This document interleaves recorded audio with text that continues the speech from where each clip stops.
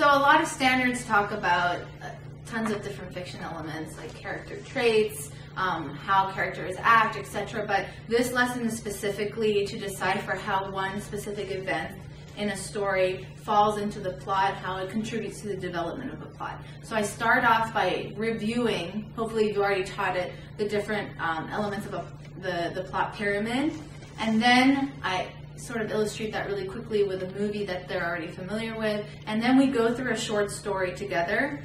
This story is probably, it's a fable. It's really easy for 6th grade. You might want to choose something much more rigorous in terms of the text, but it's just to introduce this idea of picking out little events and seeing where they fall into the plot and how they help develop the overall story. And I would actually use the design of this lesson maybe in a longer series when you're reading a book with your students, maybe picking out a specific chapter and not just particular events, and asking, where does this fall? How does this help develop the overall story?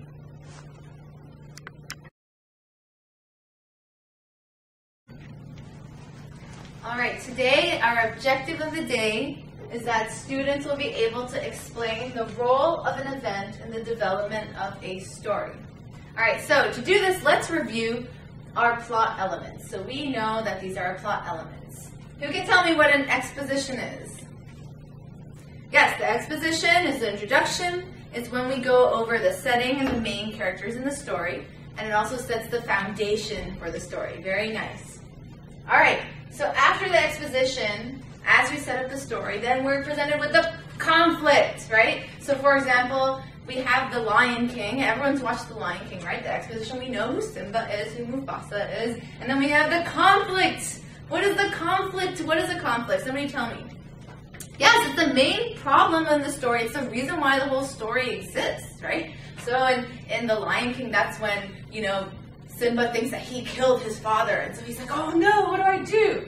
And then we have the rising action. So the story keeps on building and building and building. And this is when we're enjoying the movie, watching our popcorn, and all this stuff happens in between, right? The rising action is, somebody tell me?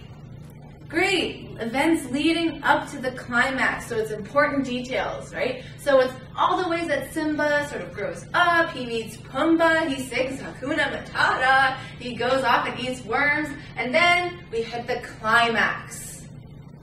It's at the peak, right? So this tells you that something about the climax, really important. So somebody tell me, what's the climax? Who remembers?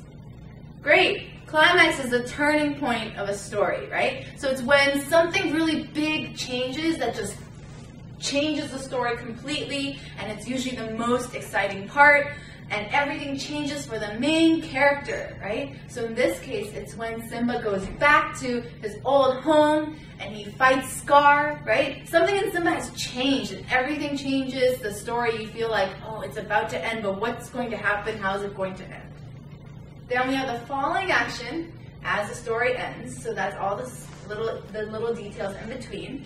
And it leads to the resolution. Who can tell me what the resolution is? Excellent. It is the end of a story, right? So it's the solution to the conflict. So whatever the resolution does, it tells you how it got solved. So this is how.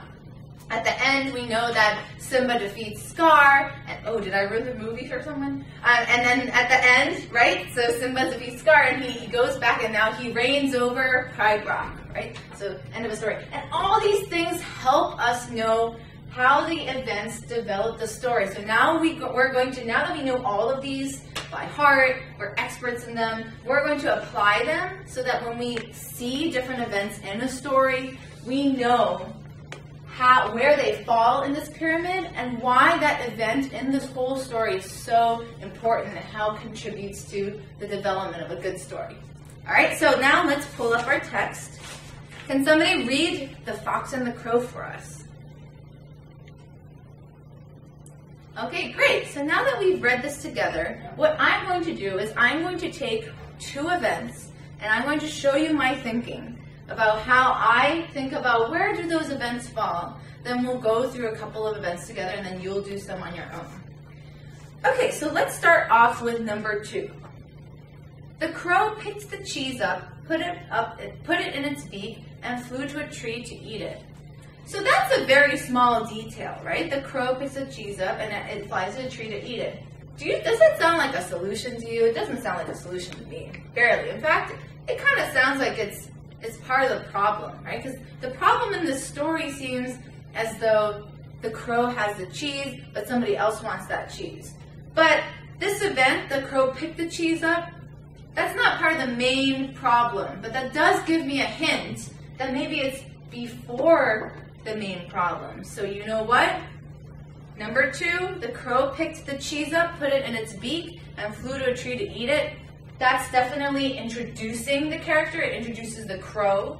It gives me some details where the crow is, what the crow's doing before I'm told about the conflict, and so it's definitely part of the exposition. Excellent. Okay, let me do one more example for us.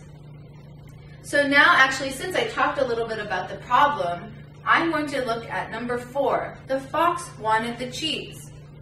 So I know that in the story this happens after the crow has the cheese, right? Because how could the fox want the cheese until he saw the cheese that the crow had? But this is a problem because this is why all the things happen in the story, right? The fox says it's a wonderful day. The fox tries to bother the crow. Everything in the story happens because the fox wants the cheese. So that's telling me that not only is it a problem, it's the reason why this whole story exists. So number 4 is definitely the conflict. Okay, now let's do 2 more together, and after that, we'll do a lot more on our own.